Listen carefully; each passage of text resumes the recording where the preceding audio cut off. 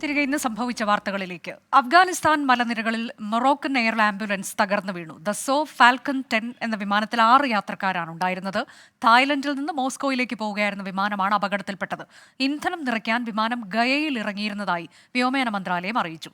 വിമാനം തകർന്ന ടോപ്ഖാന മലനിരകളിൽ പരിശോധനയ്ക്കായി പ്രത്യേക സംഘത്തെ താലിബാൻ അയച്ചിട്ടുണ്ട്.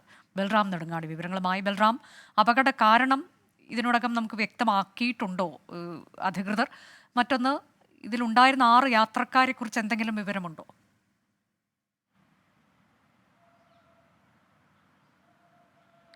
അനുജ, ഈ അപകടത്തിന്റെ കാരണവും യാത്രക്കാരുടെ വിശദാംശങ്ങളും ഇതുവരെയും പുറത്തു വന്നിട്ടില്ല. ഇതുമായി ബന്ധപ്പെട്ട ഏറ്റവും ആധികാരികമായി ഇക്കാര്യം സ്ഥിരീകരിച്ചിരിക്കുന്നത് റഷ്യയിലെ ഔദ്യോഗിക വ്യോമയാന ഏജൻസിയായ റോസ് ഏവിയേഷൻ ആണ്. റോസ് ഏവിയേഷൻ വ്യക്തമാക്കുന്നത് ഇതൊരു റഷ്യൻ ലൈസൻസ് അല്ലെങ്കിൽ രജിസ്റ്റേർഡ് വിമാനമാണ്.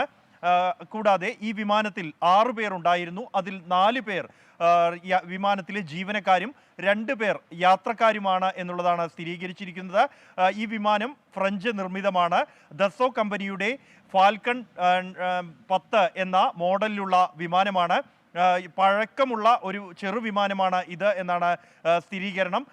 ഒപ്പം തന്നെ ഈ വിമാനത്തിൻ്റെ റൂട്ടായി ഈ റോസ് ഏവിയേഷൻ വ്യക്തമാക്കിയിരിക്കുന്നത് ഇന്ത്യയിലെ ഗയയിൽ നിന്നും താഷ്കന്റ് വഴി മോസ്കോയിലേക്കുള്ള യാത്രയിലായിരുന്നു വിമാനം എന്നുള്ളതാണ്. എന്നാൽ ഇക്കാര്യത്തിൽ DGCAയും ഇന്ത്യൻ വ്യോമയാന മന്ത്രാലയവും ഈ വിമാനം പുറപ്പെട്ടത് ഗയയിൽ നിന്നല്ല എന്നും മറിച്ച് തായ്ലൻഡിൽ നിന്നും പുറപ്പെട്ട് ഇന്ധനം നിറയ്ക്കാനായി ഗയയിൽ ഇറങ്ങിയ ശേഷം വീണ്ടും യാത്ര തിരിച്ചതാണ് ഈ വിമാനം എന്നും സ്ഥിരീകരിച്ചിട്ടുണ്ട്. ഈ അഫ്ഗാനിസ്ഥാനിലെ താലിബാൻ സർക്കാർ ഈ അപകടം നടന്ന മലനിരകളിലേക്ക് പരിശോധന നടത്തുന്നതിനായി പ്രത്യേക സംഘത്തെ നിയോഗിച്ചിട്ടുണ്ട്.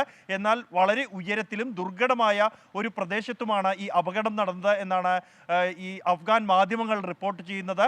അതുകൊണ്ട് തന്നെ അവിടെ എത്തി പരിശോധന നടത്തി വിവരങ്ങൾ ലഭ്യമാകാൻ സമയം കൂടുതൽ എടുത്തേക്കാം എന്ന് തന്നെയാണ് മനസ്സിലാക്കാൻ കഴിയുന്നത്. ആദ്യഘട്ടത്തിൽ അഫ്ഗാൻ മാധ്യമങ്ങൾ അഫ്ഗാൻ അധികൃതരെ ഉദ്ധരിച്ചുകൊണ്ട് തകർന്നു വീണതൊരു ഇന്ത്യൻ വിമാനമാണ് എന്ന തരത്തിലുള്ള റിപ്പോർട്ടുകൾ പുറത്തുവിട്ടത് വലിയ ആശങ്കകൾക്ക് ഇടയാക്കിയിരുന്നു. എന്നാൽ തൊട്ടു പിന്നാലെ തന്നെ ഇന്ത്യ ഇക്കാര്യം നിഷേധിക്കുകയും മൊറോക്കൻ രജിസ്റ്റേർഡായ ഒരു വിമാനമാണ് ഇത് എന്ന സ്ഥിരീകരണം നൽകുകയും ചെയ്തിരിക്കുന്നു.